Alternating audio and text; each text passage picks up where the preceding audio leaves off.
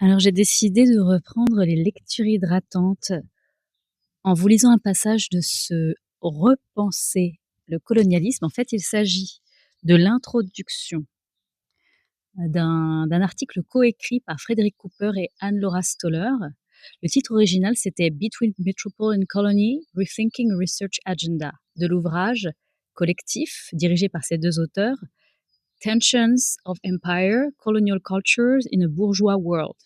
Et c'est paru en 1997, mes amis, 1997. Cela a été traduit en français en 2013 seulement, aux éditions Payot Rivage. Alors, il faut savoir que Frederick Cooper est un historien spécialiste de l'Afrique du XXe siècle. Il est professeur à NYU, New York University, et Anne-Laura Stoller, elle est anthropologue et historienne, spécialiste du colonialisme et du genre, et elle enseigne à New School for Social Research de New York.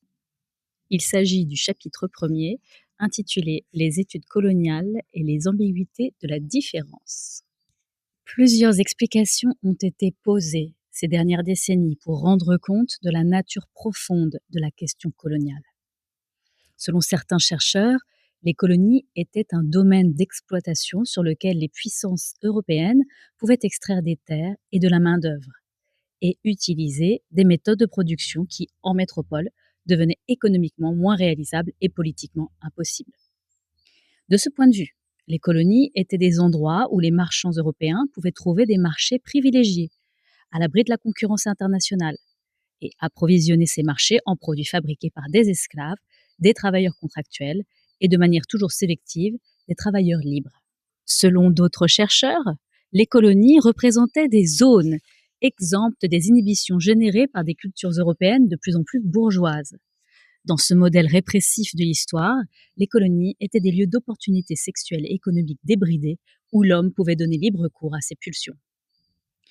D'autres analystes ont vu dans les colonies des laboratoires de la modernité, dans lesquels les missionnaires, les éducateurs et les médecins pouvaient s'adonner à des expériences d'ingénierie sociale sans être confrontés aux résistances populaires et aux rigidités bourgeoises des sociétés métropolitaines.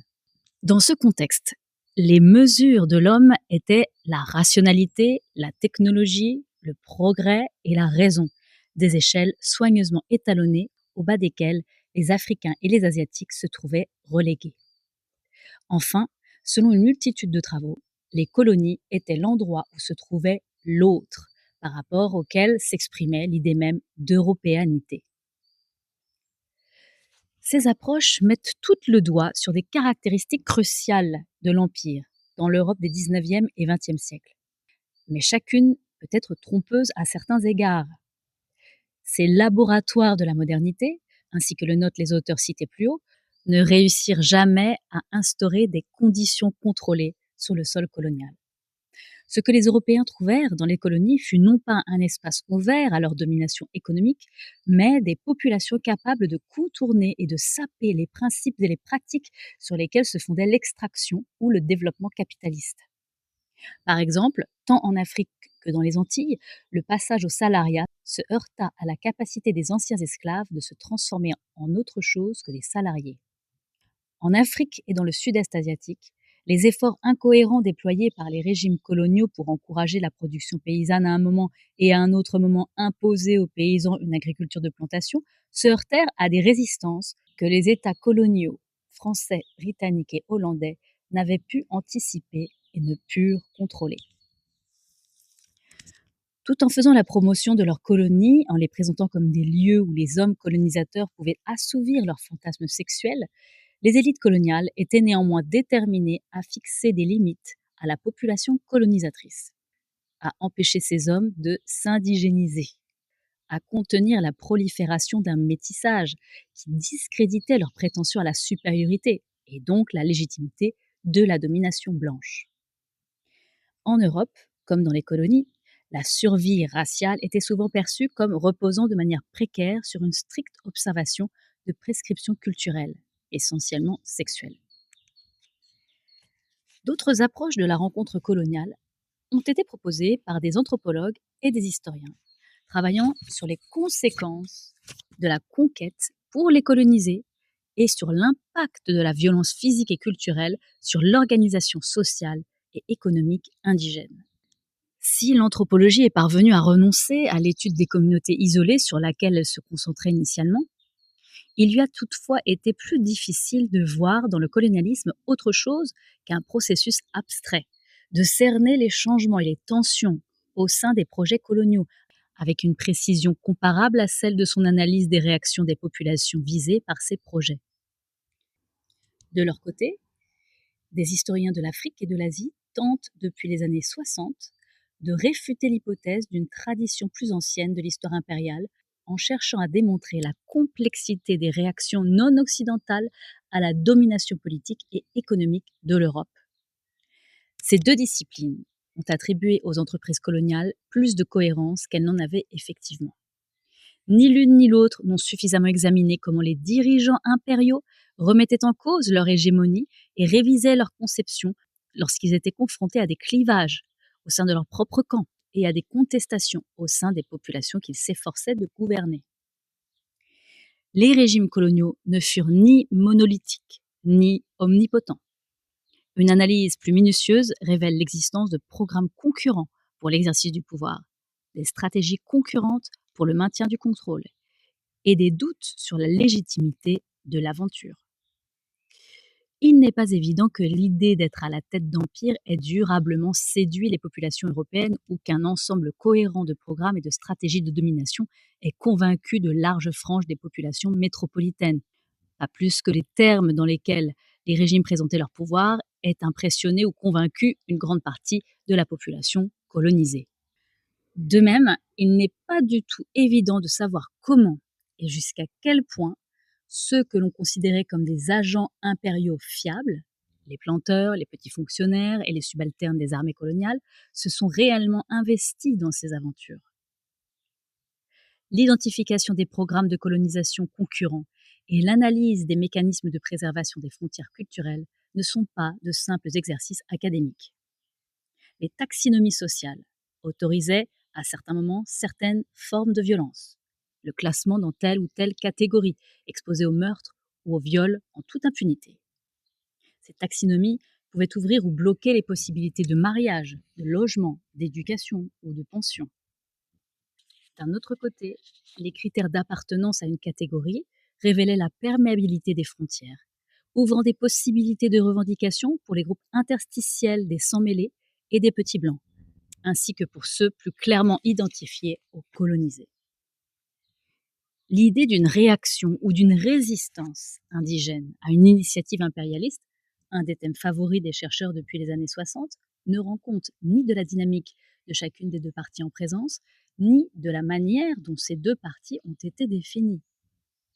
L'ambiguïté des frontières, séparant l'engagement de l'appropriation, le détournement du rejet et le désir de la discipline, non seulement brouillait la rencontre coloniale, mais aussi plaçait le débat sur les catégories mêmes de dominants et de dominés au cœur de la politique coloniale.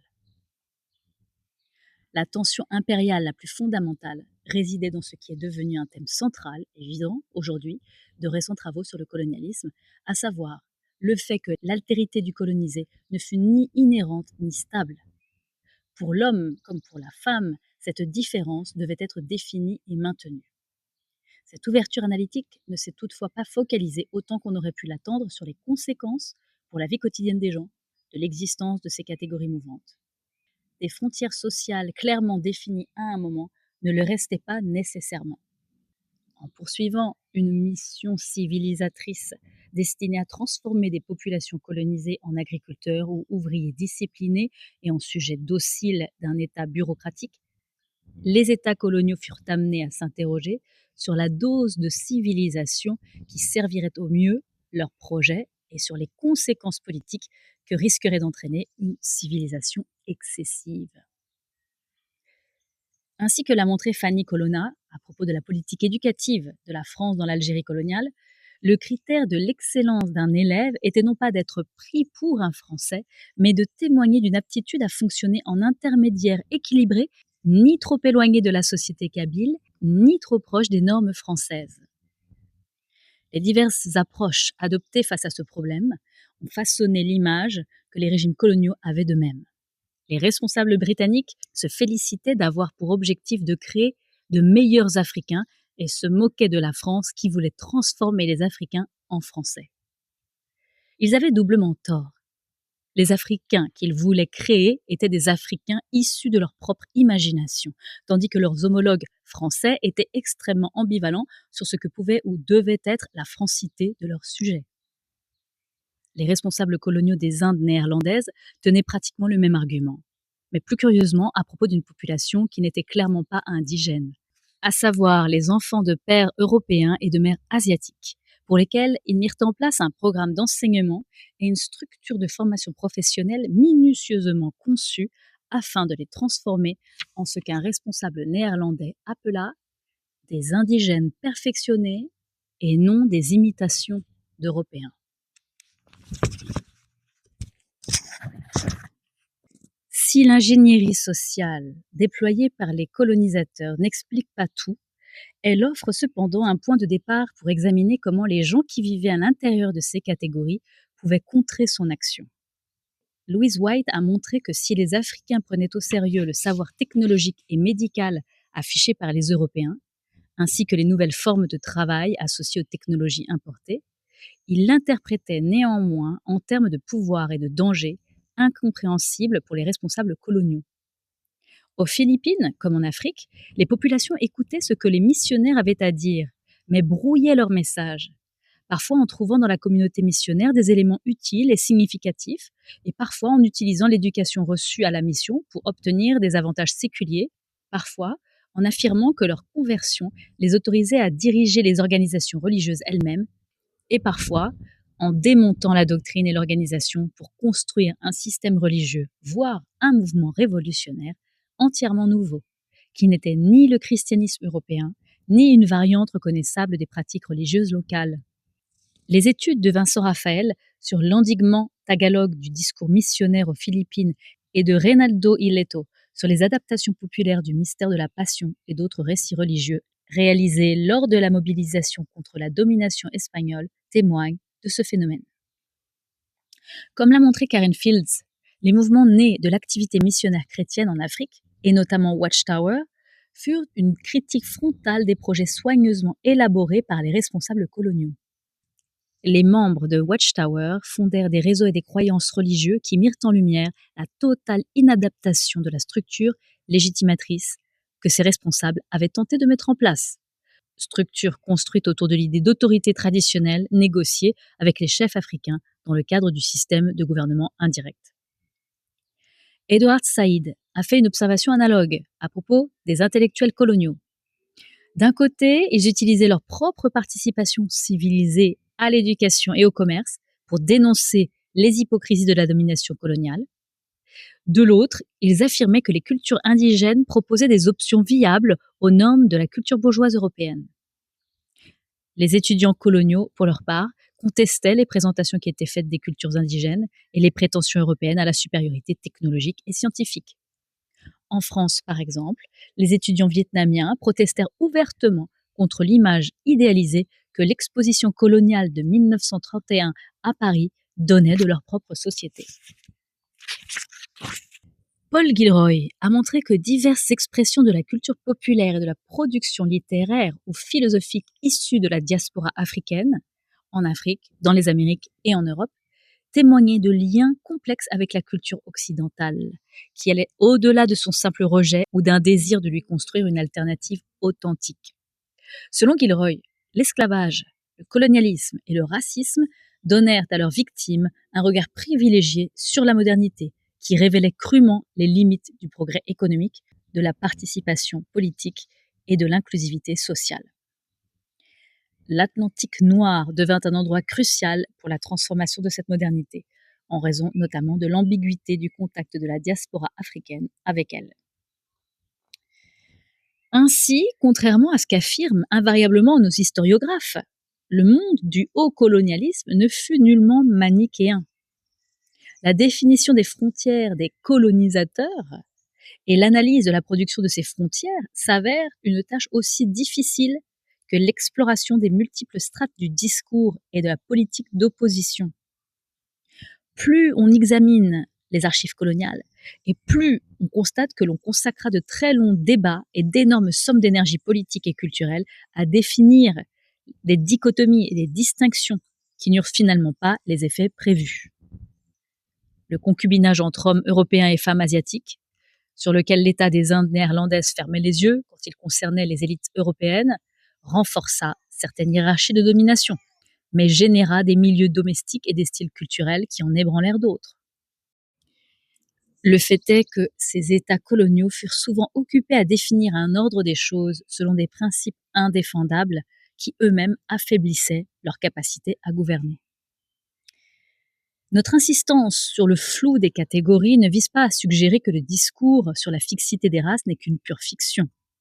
Ce que nous cherchons à comprendre, c'est la raison pour laquelle les dichotomies manichéennes ont pu se maintenir avec une telle vigueur face à des hybridités et des variations aussi évidentes. Pourquoi tant de personnes, non seulement des historiens d'aujourd'hui, mais aussi des acteurs de l'époque, ont-elles pu croire à l'existence de divisions si manifestement contredites par leur expérience quotidienne? Il serait erroné de croire que les arguments intellectuels qui opposèrent clairement les cultures indigènes aux cultures européennes provenaient uniquement des élites colonisatrices. John Pemberton a montré qu'un discours sur Java fleurissait dans les textes javanais malgré les conditions coloniales, en raison également de ces mêmes conditions. De même, Nancy Florida a montré, à partir d'un ensemble très différent de textes et de méthodologies, comment l'idée contemporaine de haute et pure culture javanaise émergea des efforts conjoints de javanologues néerlandais et d'élites indigènes conservatrices. Chatterjee s'est de son côté penché sur les écrits d'élite traitant de la différence britannique-indien. Lorsque nous analysons cette fabrication de la différence, nous devons prêter attention à la puissance de ce processus, comprendre comment il est survenu au sein de situations coloniales, sans nous retrouver nous-mêmes prisonniers de ces dichotomies. Une chose est claire, il ne sert à rien de réifier un moment colonial d'opposition binaire afin de conforter notre conviction post-coloniale de vivre aujourd'hui dans un monde infiniment plus complexe, plus fragmenté, plus indistinct. Des hybridités extrêmement variées existaient non seulement dans les Caraïbes françaises et espagnoles, mais aussi dans des contextes raciaux apparemment plus binaires. Dès 1848, les autorités des Indes néerlandaises s'inquiétèrent ouvertement de voir des Blancs nés dans les colonies se considérer davantage membres d'un nouvel Indisch Vaderland, voire se prétendre parfois citoyens du monde, que soutiens d'une patrie et d'une domination néerlandaise. Dans l'Afrique du Sud des années 30, la commission Carnegie exprima ouvertement sa crainte de voir les petits Blancs adopter davantage l'habitus de leurs collègues de travail non blancs que celui de leurs compatriotes européens des classes moyennes. Nous devons examiner en détail non seulement une histoire coloniale qui semble manichéenne, mais également une historiographie qui, elle aussi, a investi dans ce mythe. Dès que l'on observe les similitudes et les différences des politiques sociales en Europe et dans le monde qu'elle a rendu colonial, il apparaît clairement que les influences mutuelles de la politique de classe européenne et des politiques raciales coloniales furent bien plus complexes qu'on ne le pensait. Sidney Mintz, par exemple, a montré que la demande européenne en sucre, produit dans les colonies, fut cruciale pour la formation des classes ouvrières européennes. S'il y eut des endroits où le discours de classe européen fournit un modèle pour la perception du résidu racial colonisé, ce modèle fonctionna parfois aussi dans l'autre sens. En Europe, le discours de classe puisa lui-même dans un fond d'images et de métaphores fortement racialisées. Cette interrelation des hiérarchies, de race et de classe, eut de profondes conséquences. Edmund Morgan a montré qu'au XVIIIe siècle, lorsque les planteurs de Virginie entreprirent de défier l'autorité britannique en bâtissant une idéologie républicaine qui séduirait au-delà de leur propre classe, ils furent conduits à mettre fin aux relations ambiguës et imbriquées liant les serviteurs blancs contractuels et les esclaves noirs. Dans cette variante du libéralisme, la classe, pour les blancs, se trouva instituée dans un rapport de cooptation et d'alliance, tandis que la race devint une ligne d'exclusion bien plus claire qu'elle ne l'était auparavant. Si d'une manière générale, les attitudes et les politiques d'une classe dirigeante métropolitaine envers les classes inférieures Les parlers locaux et les pratiques sociales régionales en Europe ne différaient pas véritablement de celles que cette classe avait envers les populations colonisées. L'exceptionnalisme du domaine colonial fut néanmoins davantage marqué à certains moments. La vague de colonisation, qui déferla au XIXe siècle, incita les classes dirigeantes européennes à réaffirmer leur propre distinctivité au moment même où les États européens intensifiaient l'incorporation de certaines franges des classes populaires au sein d'une forme de citoyenneté, en insistant sur la reconnaissance de leur place dans la société. La vague de colonisation qui déferla au XIXe siècle incita les classes dirigeantes européennes à réaffirmer leur propre distinctivité au moment même où les États européens intensifiaient l'incorporation de certaines franges des classes populaires au sein d'une forme de citoyenneté, en insistant sur la reconnaissance de leur place dans la société. Mais cette incorporation resta toujours limitée.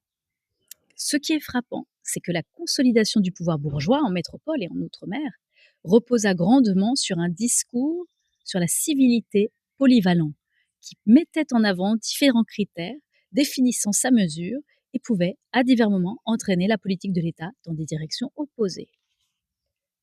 L'élan incorporatif ne fut pas confiné à la seule Europe métropolitaine.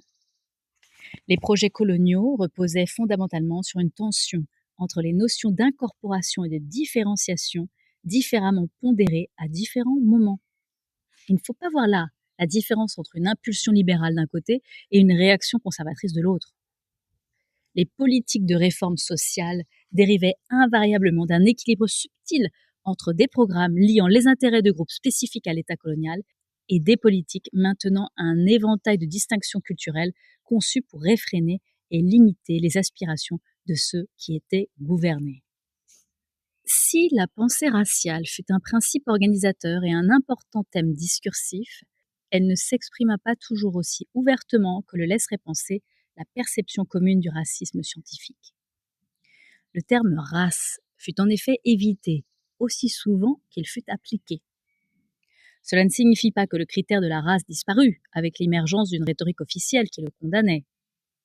Par exemple, à l'époque même où le critère de la race, en tant que moyen d'établir un statut d'équivalent européen, devait être retiré de la Constitution des Indes néerlandaises en 1920, un ensemble subtil de distinctions culturelles, la maîtrise du néerlandais à l'âge de 7 ans, l'éducation dans un milieu européen, garantirent la même protection de privilèges sur laquelle la distinction raciale continuait de reposer.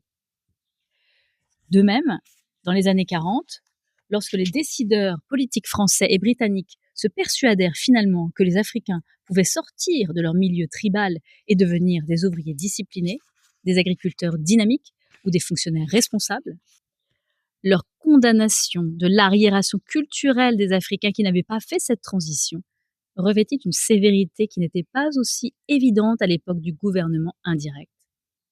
Il est clair que la race continua de motiver des distinctions de statut bien après que l'on eut salué dans l'égalité raciale et le développement des principes des États coloniaux tardifs.